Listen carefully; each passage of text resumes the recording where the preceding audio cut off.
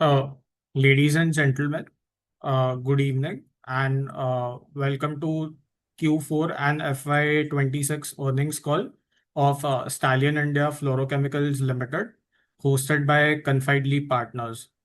As a reminder, all participant lines will remain in listen-only mode, and there will be an opportunity for you to ask questions after the management's opening remark and presentation. Please note that this earnings conference call is recorded. Before we begin, I would like to mention that certain statements made during this conference call may be forward-looking in nature. These statements are based on the current expectations, assumptions, and estimates of the management and are subjected to various risks and uncertainties. Actual results may differ materially from those expressed or implied due to several factors. The company undertakes no obligation to publicly update or revise any forward-looking statement. We represent the investor relations for Stallion India Fluorochemicals Limited, and on behalf of Confidely Partners, I extend a warm welcome to all the investor analysts and participants for joining the earnings con call for Q4 and FY26. We have with us Mr. Shehzad Rustamji, who is the Managing Director and CEO of Stallion India Fluorochemicals Limited. With this, I hand over the floor to Mr. Shehzad ji. Sir, you may now proceed. Thank you.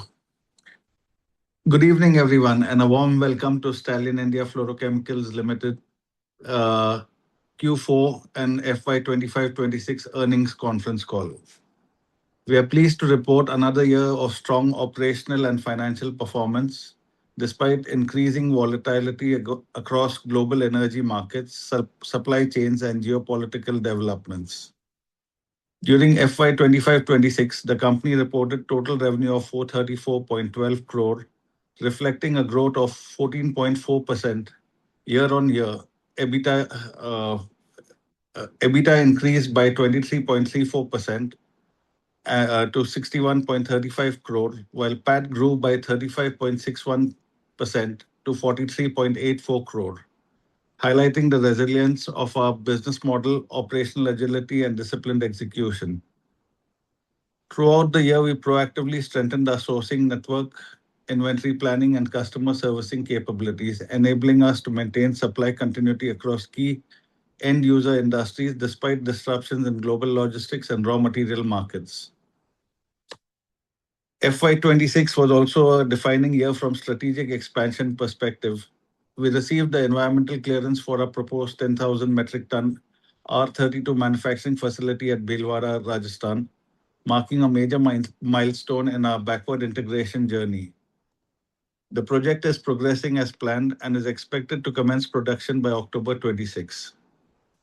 This facility is expected to strengthen supply chain security, improve operating margins, and support import substitution initiatives in India. In parallel, we continued expanding our specialty gas and high-purity gas capabilities.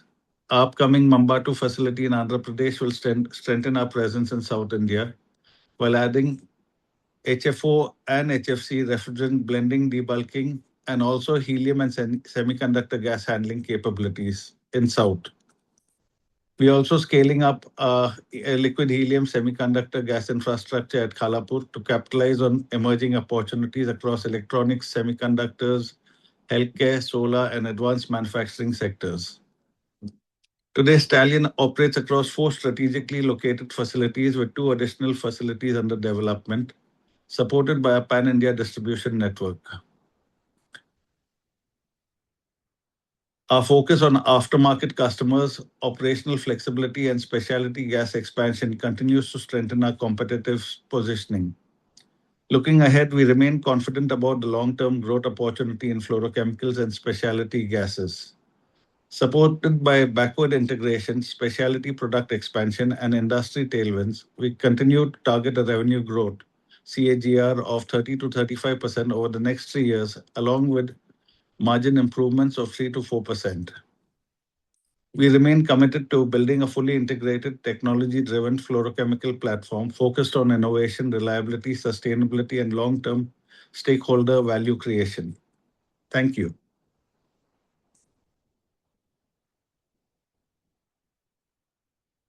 Thank you. No, participants are requested to raise their hands for asking questions. Also, one can request questions in the question box. We have the first question from SK Nathani. You may kindly unmute and introduce.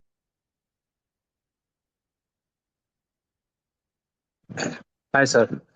Sir, this is regarding your previous statement when someone asked you in Concall that what you will be doing with the money that you realize from open market sale. So you mentioned that you will be applying your rights issue, but we can see that you sold your right entitlement to alternate investment fund, DI, about 16% of your holdings. Then that DI again sold that to about more than 2% in public. So it is like going back on your words that you will be applying rights issue, right? So can you explain why you thought to go back on your word, like not applying your rights issue? Have you seen what we have applied? The amount of shares I sold, I bought back. I can see that your current holding is 44% in It's 47. shareholding pattern. It is 47.5% or a little Yeah. more. So before, The dilution, it was 68%. The dilution is on account of number one, the value at which we had to open it because of the market conditions. We had expected to open it at 140, but it would not have been subscribed at 140. So we had to open it at 99, and that dilution resulted in the fall of the shareholding. The number no, of no, shares that I sold, I bought back. sir, before rights issue, your holding was about 67%, 66%. And See number of shares, please. If you don't understand that the dilution is caused because of the price at which we had to dilute. So the number of shareholders we had to increase, and that caused the dilution. If we had done at 140, we would not have to do 11 crore shares. We'd have to do 8 crore, 9 crore shares. So the dilution percentage would have been less. You have to see number of shares, not the percent of holding currently. okay. And one more thing, when you mentioned 35% CAGR growth, your revenue year on year is as of March 2026, it's 14%. So in last con call, you also mentioned that 35% growth will be there, and but we can see that there is a 14% growth only, and also there is a degrowth on a quarter on quarter basis, which is 27% degrowth from last quarter. If I see 150 crores was the turnover last March to 2025, but this time it's only 110 crores. So that's also a concern. Yeah, you have a very different way of looking at things. Let's put it this way. First thing is every single call, these are all recorded calls, these are on record on the exchanges also. I Yeah. have always maintained our target was 430 crores and 40 crore PAT for this year. 35% growth is onwards. I have been saying it in every quarter. I have said it on record and I have said it on in writing.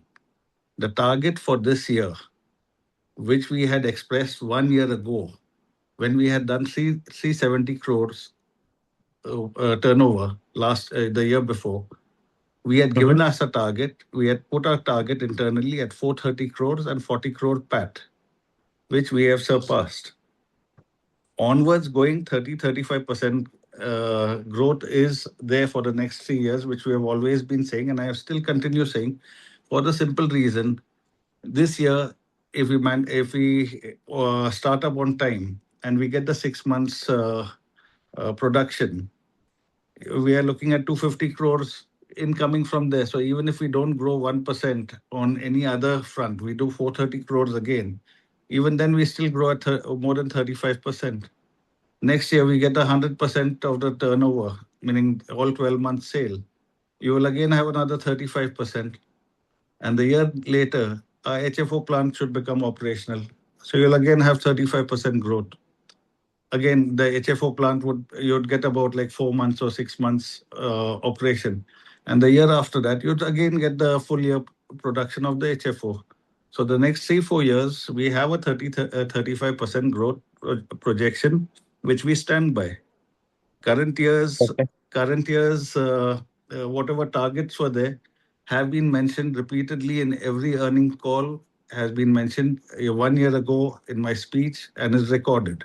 So we have never said we'll do 35% in last year. We had given a specific figure, 430 crore and 40 crore PAT. Okay. Sir, one last question on Mambatu plant and So, also. hello. So, participants are requested to stick to 2 questions per participants as there are many people in the queue. So you can join back in the queue. Sure. Next one is Miss Disha. You can unmute and introduce yourself.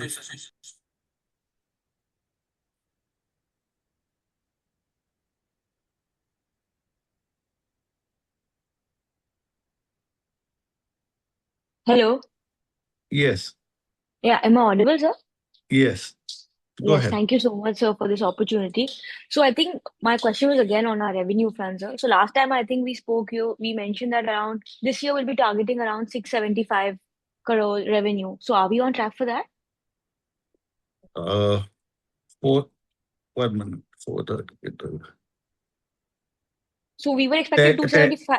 1 minute, 430 crores. If we go strictly by my friend earlier who took numbers in totality, if you go by that methodology, 430 and 30% is 559 crores.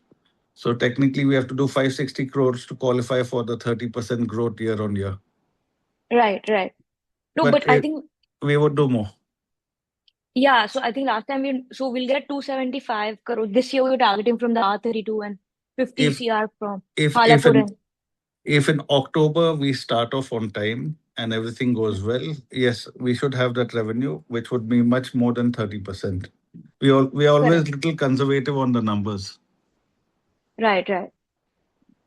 But and so this Mambatu and Khalapur facility, they are progressing on time. So we are all set with the commissioning by Q1 end. The helium plant, Khalapur plant is almost ready, meaning they're just doing the final testing, and now we're looking at starting up by next month. So that is on track.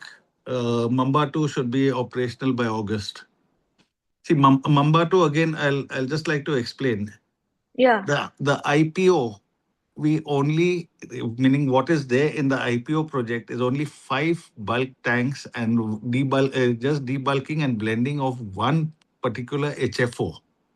What we have transformed it into is like a 12 tank facility, the complete stage 1, stage 2, stage 3. Everything we have done together. We've even put up the same helium and specialty gas segment in Mambatu. We have put hydrocarbons. We put additional tanks, meaning we've expanded that facility to the complete scale that we can. We don't need to do anything after that. That would take care of everything that we require for the next 10 years.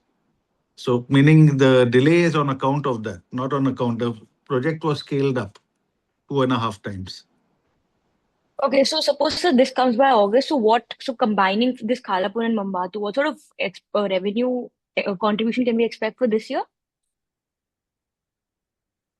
See, Mambatu technically, definitely, firstly, the minute you have a localized operation in South, it would definitely have an impact. This particular year, there are more pressing issues that we have on hand. One is the start of the Bhilwara unit, number one. Number two, this year is the end of the quota calculation year. So, meaning a lot of energies would be diverted more towards what would be specifically beneficial for the company in the current year, rather than a push for this. In terms of revenue growth, both Mambatu and Khalapur, the expansions, would definitely show an impact on the revenues. Meaning the HFO blending what we are looking at also has an export potential. It is not just local. So depending on once we start up, it would be more clear and we would release the numbers at that time. Okay, fair enough, sir. And so this new the HFO manufacturing plant that we've proposed an investment for 200 CR, when do we expect this to come online? And what sort of revenue potential can we see from this plant? And also the margins that we'll get post manufacturing, because I assume that'll be much higher. Okay. Basically, the plant, the capex figures are higher than what you mentioned. The plant, we released the figures like 250 crores in this year and 500 crores in the next year, or 275 and 550. I forget. So basically, those are numbers that we have given, which numbers are very conservative. Now, to explain to you, the price that we have calculated is 500 rupees a kilo. The current price of R32 is 900 rupees a kilo. So from that itself, you can gauge of what would happen when that plant gets fully operational. So the new HFO manufacturing that we mentioned, that will commence production in No, 2027. that we would only after this plant is fully stabilized, all operations are managed, everything. That means post mid 27. Only after that we would start the work on the HFO, because see, we have expansion plans on multiple fronts in multiple opportunities, but we would go wisely. We would make sure that each project that is completed is stabilized, and then we move to the next one. Right. Okay, so I think you'll be in a better position to give the numbers then. And then just on this year, so FY27, what sort of PAT margins can we expect? See, based on like I said, based on what we projected, that 6 months revenue if we are able to achieve. Now, suppose 275 CR if we have said, and 22% PAT. So 60 crores from that and the existing 40. So PAT numbers should be above 100 crores. Yeah, even I got 100 to 110 CR, so we're almost online with that, right? Yes. Okay. That is it from my side. Thank you so much, sir, and all the best. Thank you. Participants. Next question is from the line of Rohit Bahirwani. Rohit ji, you can unmute yourself.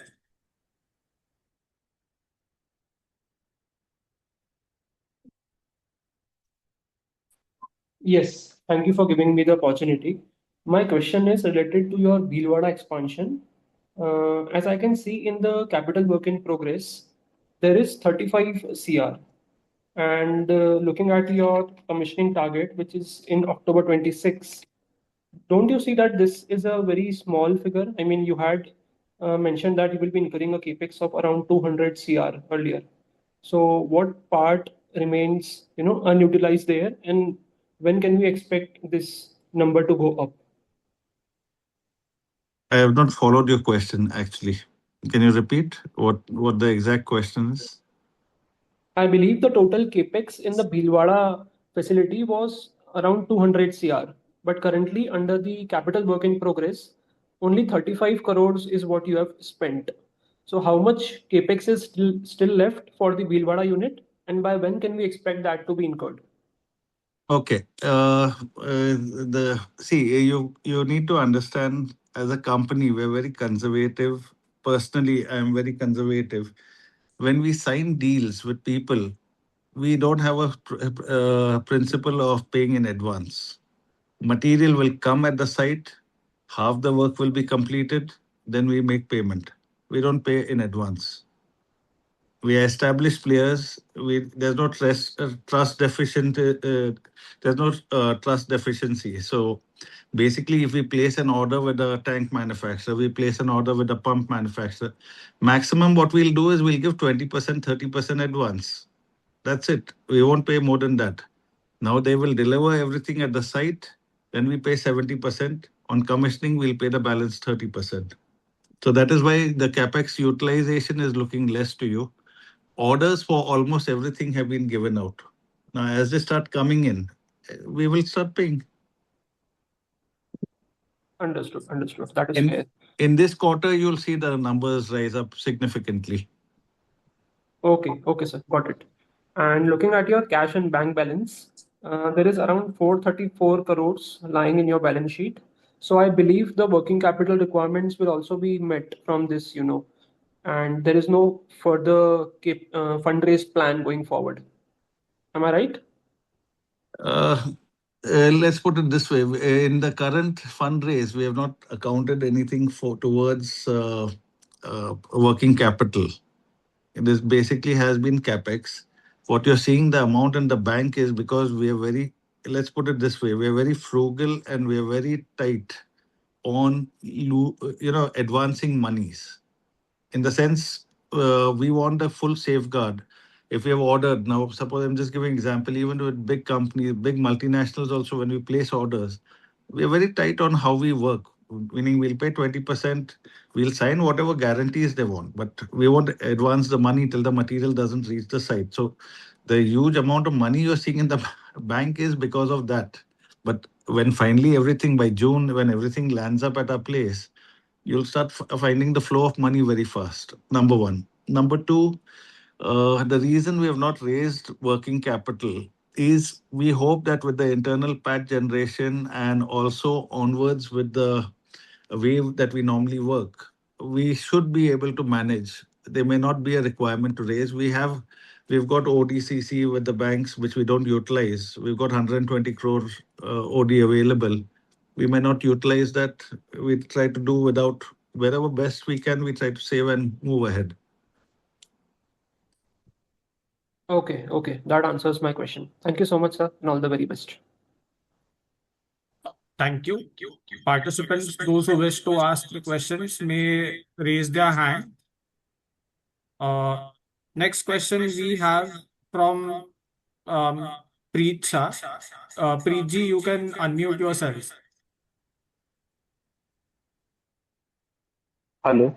First of all, congratulations for amazing set of numbers. Sir, I just want to understand that from H1 would be slightly low on PAT margins. From H2, margins will increase. Is this my understanding correct, sir?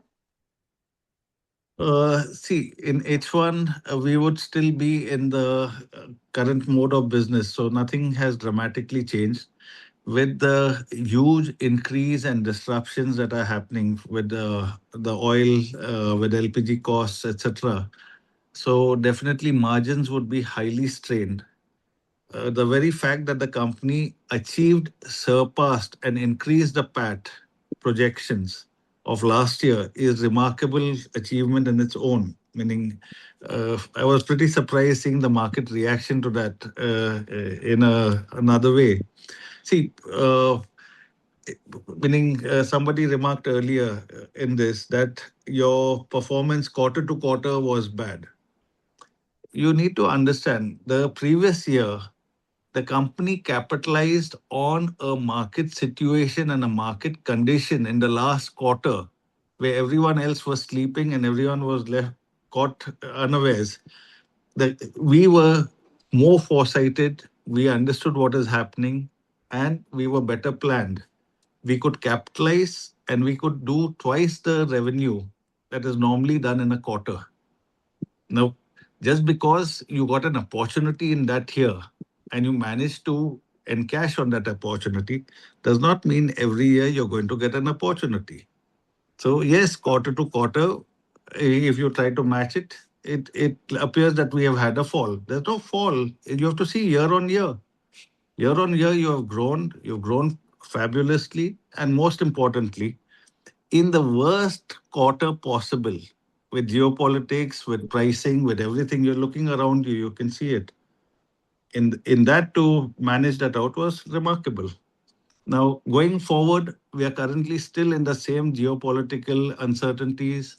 There's a load of things that are, against business in sense financial instabilities are there. You're hearing of bank scares. You're hearing of 1 million things that can go wrong. In all of this, still we have been better planned. We have had the foresight. In fact, the reason I went for rights, even at that low dilution, all along I was telling that if war breaks out, the instability created would be very risky for a small company with a low current revenue growth to take on a debt burden of 300 crores. So now you can see our foresight also in that we didn't mind dilution, but we did not want to take the company through a risk. Right, sir. Got it. Got it. So, sir, uh, can you guide me like what would be PAT margins in H1 and H2, like rough figures, not perfect, but if you can guide me, then it would be really helpful. The H1 margins would be conversant with the last year's same percentages. The H2 margins would climb up better because 50% of the growth would come from manufacturing, which would have a higher PAT margin of 22-24%, maybe much higher compared to today's pricing, but we are being conservative. So you definitely see a much like in the first quarter, whatever our current ratios would maintain in the first half. In the second half, it would go up by 6%, 5 to 6%, because it averages out. Got it. Got it. Thank you very much, sir, and best of luck.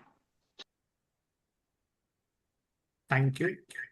Participants, those who would like to ask questions would can raise their hands, and also one can post their questions in the Q&A box. We have the next question from Ms. Akanksha. Ma'am, you can unmute yourself and give an introduction. Hello, am I audible? Yes. Hi, sir. Thank you so much for the opportunity and congratulations on a good set of numbers. I had a couple of questions around your lectures, especially R32. So, sir, given that we have a capex of the capacity of 10,000 metric ton that goes live for production in October, do we have clarity on how much quota would be allocated to us for the for production of R32? I don't work for the government, so I don't have that information. The government will come out with that information in 27. Mm-hmm. No, I mean, do we have any clarity on on what basis the quota allocation could be? Yes, we have the clarity, and that is why we have gone ahead, and that is why we have set up the plant with 10,000 tons. We expect to get 10,000 tons of quota. But if you're asking me how it's to be done, how it will be done, then meaning it's government prerogative. None of us have privy to that information, and none of us can comment on that. When the government policy has not been released, how are we commenting and speaking on that? Understood. Fair enough, sir. And the last is, do we have any customers or any contracts that we have online for the R32 tours? How are we planning on placing it in the market? What are the plans on that? No, we have not entered into any pre-contracts or anything because it's detrimental to the company. See, understand. I'll make it clear to you. In 2 years back, Stallion's own sales in India of R32 exceeded 4,500 tons, which we bought down to less than 400, 500 tons because the margins currently are so low that it'll drag our PAT down. So we let go of the turnover. So technically, also another thing for y'all is real turnover would have been 600 today if we would have continued with that 4,000 tons. We let go of that 4,000 tons because the margins would get horribly pulled down. We're not manufacturing, and it's overcrowded at that time. It wouldn't sustain imports. Now, basically, for us to ramp back once we are back in production is very simple. Second, the major part of our production is also go into HFO blending, for which that Mambatu facility has been set up. So we expect that more or less the entire quantity what we require, we do not see any problem in meaning selling. Second, if you try to go and do a deal, like you may have read that so and so has entered into a tie-up with such a company, and so has tied up. If you go at this stage when you're not ready, The front customer is going to extract a price which is detrimental to the company and the shareholders. We are not new, we are not novices, we are not new players, we are seasoned hands. We see no requirement or reason that we need to enter into any tie-up. Thank you so much for that. Thank you. Participants who would like to ask questions can raise their hands, and one can also post questions on the Q&A box. We have the next question from Mr. Arindan Datta. So you can unmute and introduce yourself.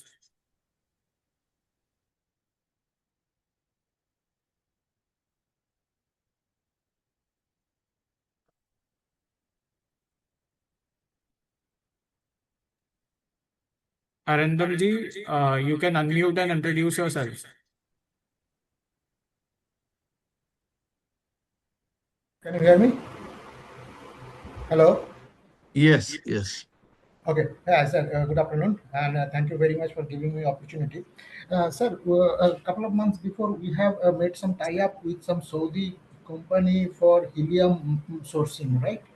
And if so, is that the current geopolitical situation? Are we finding any difficulties for that sourcing? Because I guess that would be helpful for our Mambatu and Khalapur site, right? For the helium and semiconductor gas. Yes, tie-up with Sharjah Oxygen is more strategic than just a sourcing arrangement. Meaning we work closely with that company. We have interacted closely with that company. We see a lot of strategic uh, path forward.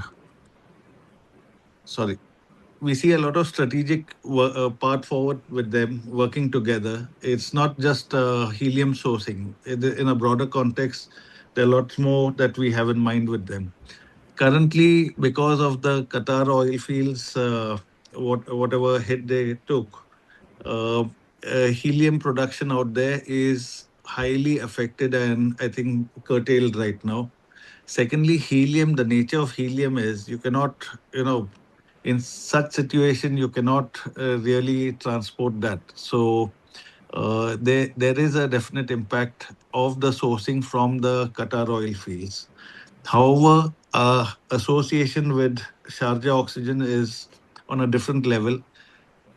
Any other sourcing, remodeling, or getting from elsewhere also, we would be doing it jointly. There's a lot more strength for us when we do work together with them. So you mean there would be no such disruption for once the Mambatu or Khalapur plant will come in production for the helium sourcing? I mean, right Uh, now, I'm just, yeah. so, see, it's how you want to look at it. One way of looking at it is there's disruption. Second way of looking at it is this is God sent. Uh, 4 months ago, 5 months ago, price of helium was 900 rupees, 800 rupees. You wouldn't have been able to sell it profitably. Today, the price is crossing 3,000, 4,000. So, and basically availability is an issue. So, uh, our entry into the market is completely paved with gold. So, meaning we look at it as an excellent opportunity, meaning unfortunate situation that is there globally, but business wise, it's an excellent opportunity. We see no problem. Meaning we are okay. Meaning in terms of what the impact and whatever is there, we are fine with it. It's all accounted for. Okay, understood, sir. Okay, my second question is, sir, that this R32 plant is now going to be live. You said like Q3, right? Not exactly October, because we are actually making delay on the Kalapur and Mambatu, and accordingly, what I've been seeing that it would be maybe Q3 end of Q3. If so, that still our guidance of the top line would be remain same, like 275 crore, because the price of that is already higher, as you said, 900 per Yes. ton. Yeah. See, currently the pricing is between, depending on what volumes you're speaking, like bulk deals, etc., between 800 and 900. is what the pricing is currently of 32. So yes, the price is almost double. So even if we do half the volume, we still will retain the same turnover, what we mentioned. Okay.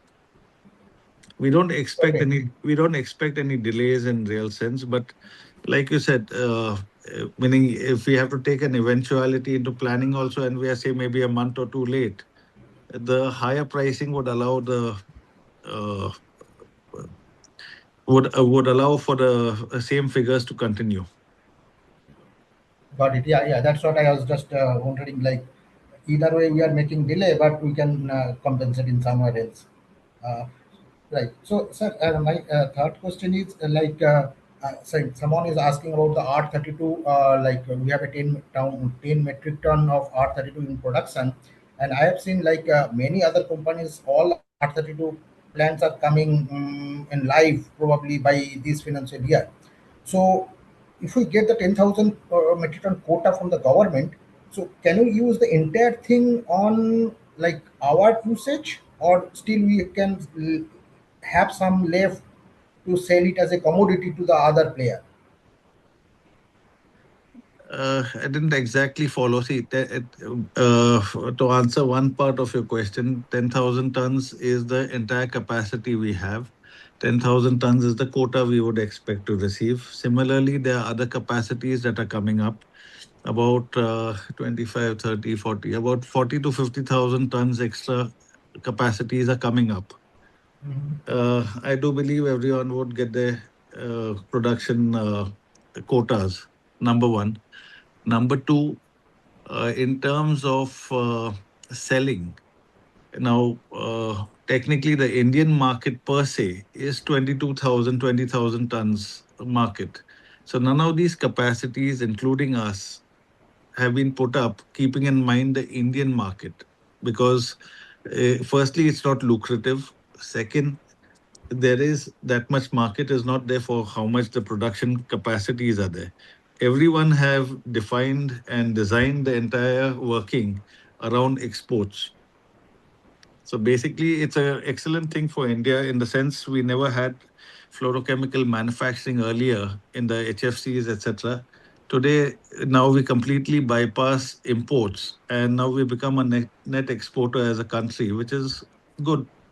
It's the Viksit Bharat, the dream of Modi ji, that in every field we should become a net surplus and export.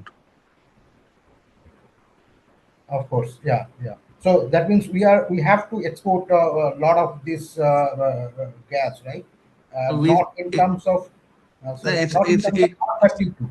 I'm it's talking about in HO blend. no, even as R32, it is very lucrative to export R32. At many times, it may be more lucrative to export 32 than the HFO blend. Now, some of the call you said that why we will be selling R32, we can blend it and we can sell it, right? In some of the call because margin would be The better. That's what. the value addition enhances the turnover and the earning much more. Yeah. Right. Okay. That's it. Thank you very much, sir, and have a good quarter ahead. Thank you. Thank you.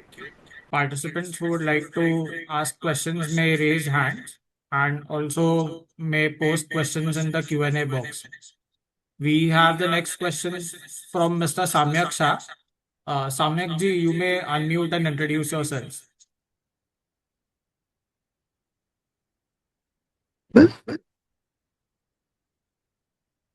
Hello. Hello, yes. Hi, sir. May I know the capex numbers for FY27 and FY28?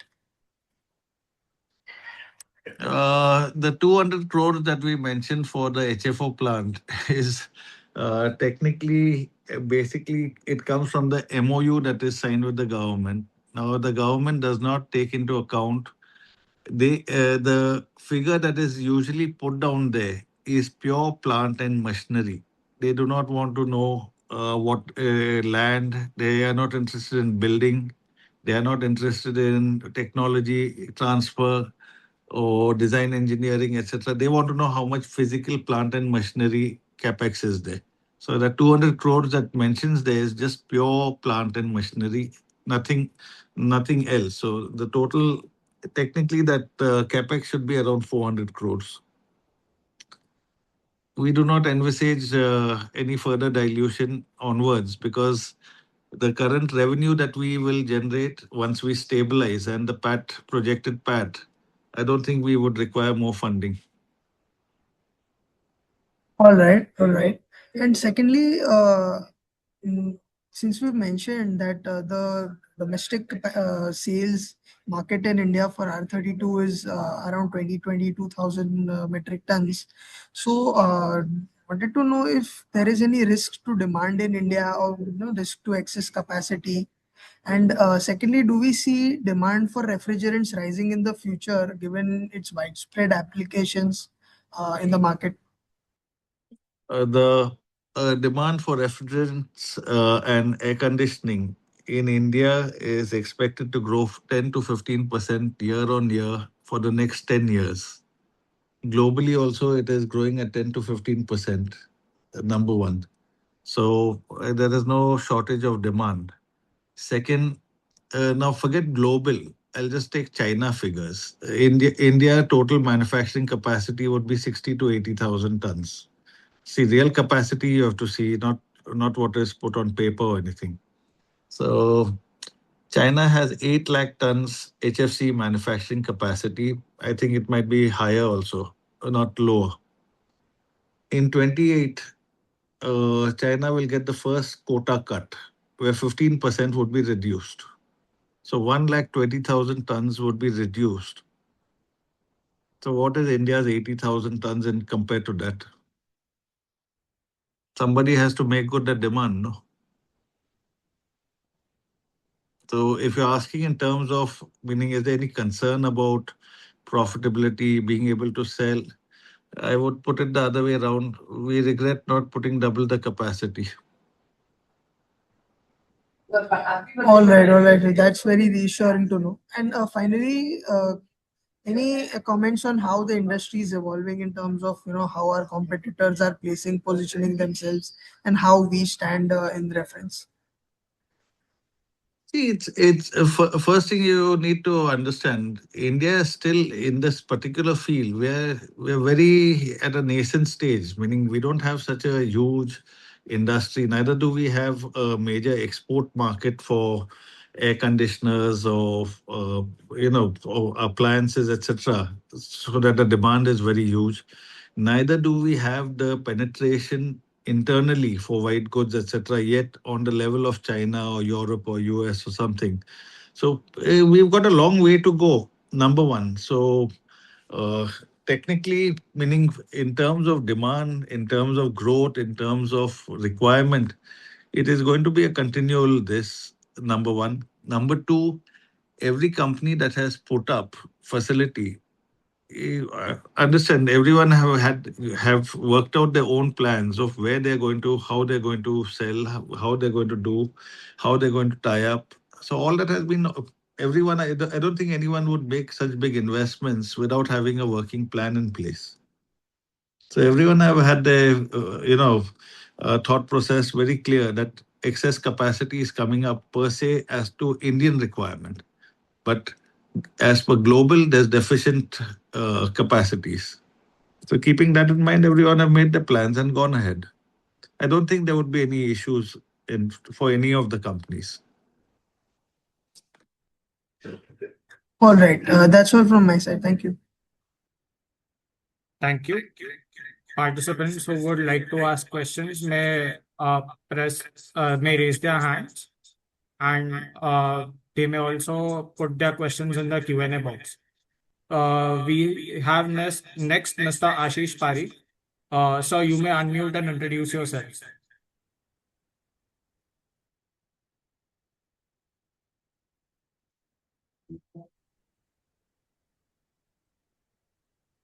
Ashish ji, you may unmute and introduce yourself.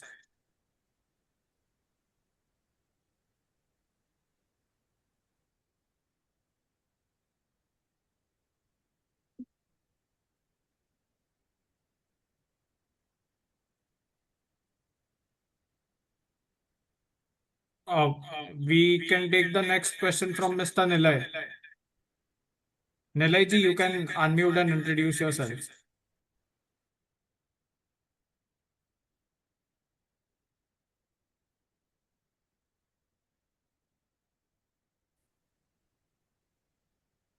Hello, sir. Am I audible?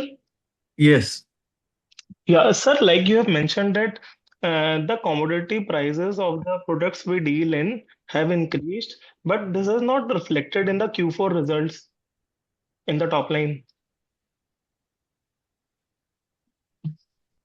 R32 pricing, I said, has increased. And I told you that we don't do much R32 currently.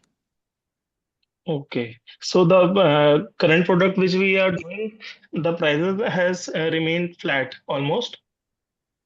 No, everything has gone up, but not so drastically. Okay. Because R, if we R, R32 and helium have gone up tremendously. Remaining products have also gone up. See, these have gone up by a factor of like almost double. The others have gone up by a factor of 15%, 20%. Okay, so that means that for the current quarter, the volume degrowth was the case.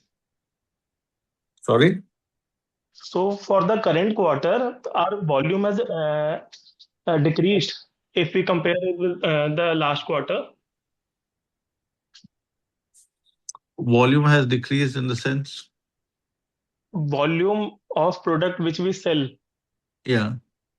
that has decreased because the top line is almost flat from last 3-4 quarters. Why do you say that? Because sir, 110 CR, 106 CR, 105 CR, and in the last quarter Q4, 110 CR. Yeah, so that is an excellent company and excellent performance. So What do you like? The previous year where we did 40, 40, 40, and then 120.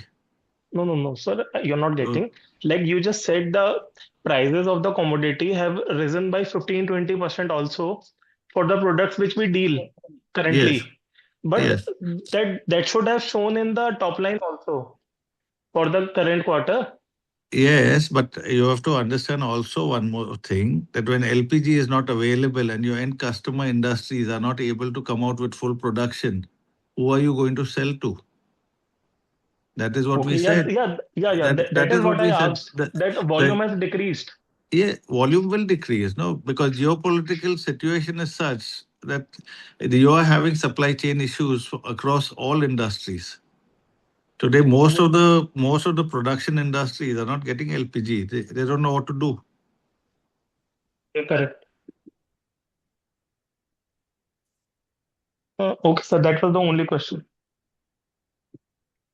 Uh, Thank you. Participants who would like to ask questions may raise their hand. We have the next question from Mr. Virat Sanghvi.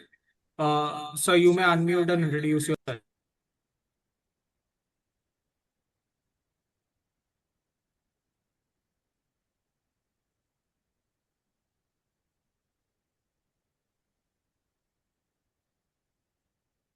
Am I audible? Yes. Yes. Just wanted to ask that the PAT estimate of FY27 that we are saying to be around 100 crores. Just wanted to understand the R32 capacity that is going to come online. Are we assuming prices of 500 rupees per kg or 900 rupees per kg in that estimate? We've given our estimate based on 500 or I think 550 rupees a kilo. So Okay. the estimates are based on that. Sure. Yes, that's it from my side. Thank you.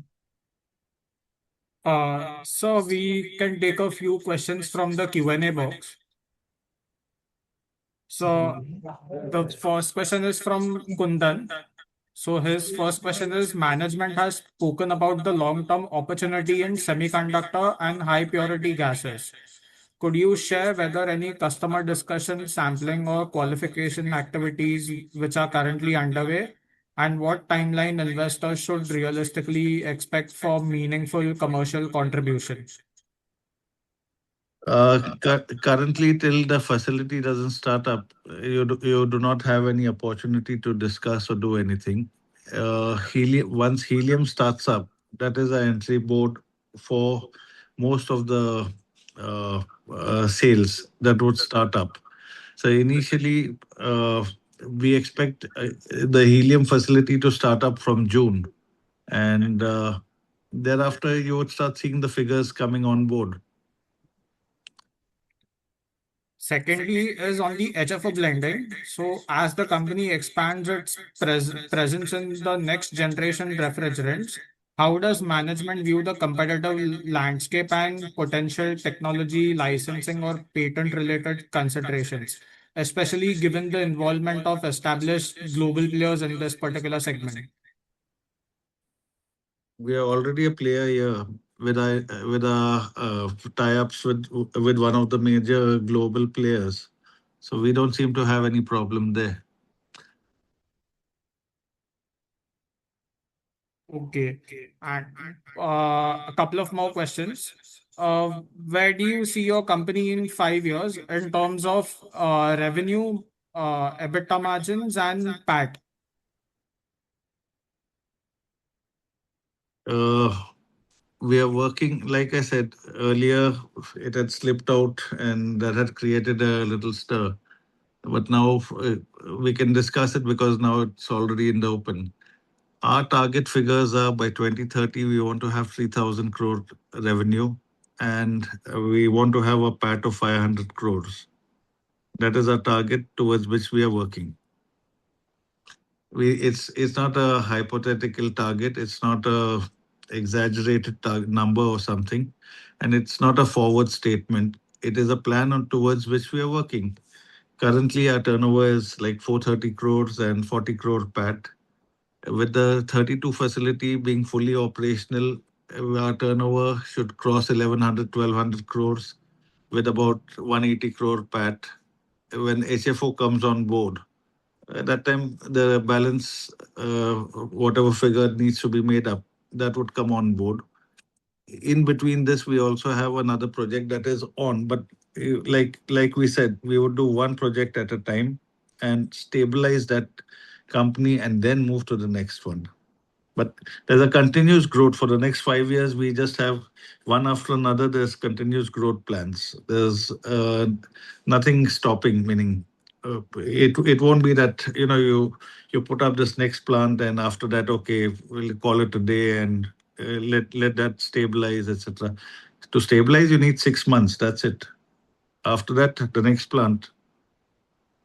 The purpose a company entered into the uh, public, we became public, was that when we wanted to grow at this speed, you need to be able to access funds, and that is the reason that we became public limited. Otherwise, we would have remained private and continued.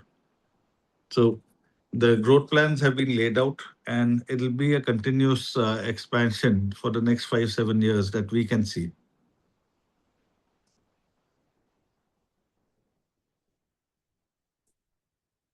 There's one more question. What is the scope from semiconductor industry in time to come? For India also, and for us also, and for any other business that is aligned with this, this has revenue models that far outpace anything that you have seen today. Meaning, India has not even touched the edge of semiconductor manufacturing. It is remarkable the factories that Tata's and the other companies have put up, but we're just meaning you're at the edge of it. You're not even like 1 2% of anything. So when the real potential starts developing, see today Taiwan is on the cutting edge of semiconductor manufacturing, etc., lithography, and everything.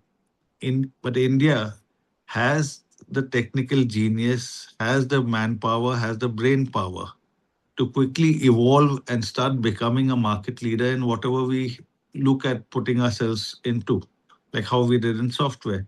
So now that we have gone down this road of semiconductors and this new technologies, uh, in time to come, I think we would start quickly, narrowing the gap between us and major players in this. So, in terms of growth, this is something that will enhance and grow anyone associated with it in a spectacular way. And we definitely hope to make this one of the major growth drivers for us also. Now, many people may ask, meaning like already have asked, okay, what have you done? Who have you met? What deal have you signed in semiconductor or this or that? It doesn't work that way. In semiconductors, these are industries that need patience. These are industries that need resilience to be able to grow into them. First thing is nobody is going to deal with you. You just walk in and say that, you know what makes this very special is they need to qualify you first. That qualification process itself takes 2 3 years. Most people lose the patience. Most companies don't have that kind of timeline. Second thing is once they qualify you, nobody else can walk in and suddenly say, okay, I've got something cheaper. So that is what makes this very different from a normal business.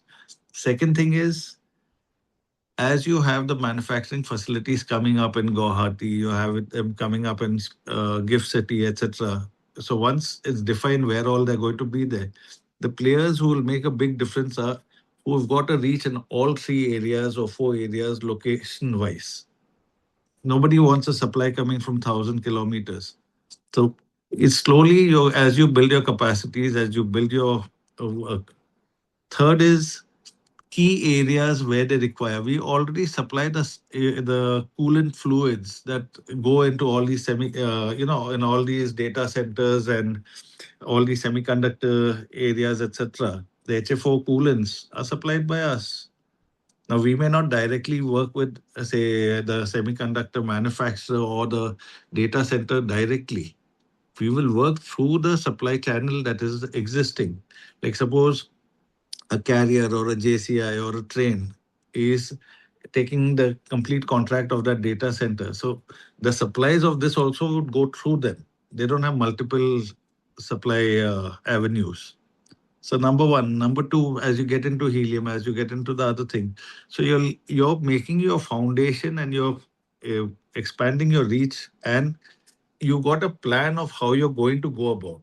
These things don't accumulate in 6 months or 4 months or something. You have to have a proper strategy. So as we have already got a growth strategy up to 2030, so it'll fall in place by that time. Now, just giving an example, like solar. One of the things that is required for solar is a derivative of AHF.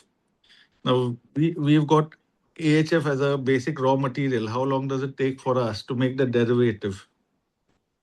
We're not digressing from our current objective, that is to set up a 32 plant. But once 32 plant is made, what stops us from making that? So everything will fall in place as we move ahead. Yeah. One last question. How has this Middle East crisis impacted the gas manufacturing companies in India? And do we see any tailwind due to the crisis? Any benefit we have faced? Generally, meaning they were asked for gas manufacturing companies. We normally do not speak on behalf of others. I can speak on behalf of our company. Um, this was very much foreseen by us. See, one of the things for good management is to be able to foresee events, eventualities that are going to happen that others don't foresee or don't plan for. So we very much foreseen this. We very much planned for it. Not that we can ride out everything, but to a very great extent, we have managed to make sure that none of the major impacts have come to us. How is the impact to all industry in terms of supply chain? Middle East had all the Chinese had moved a couple of manufacturing units that are there in Abu Dhabi now.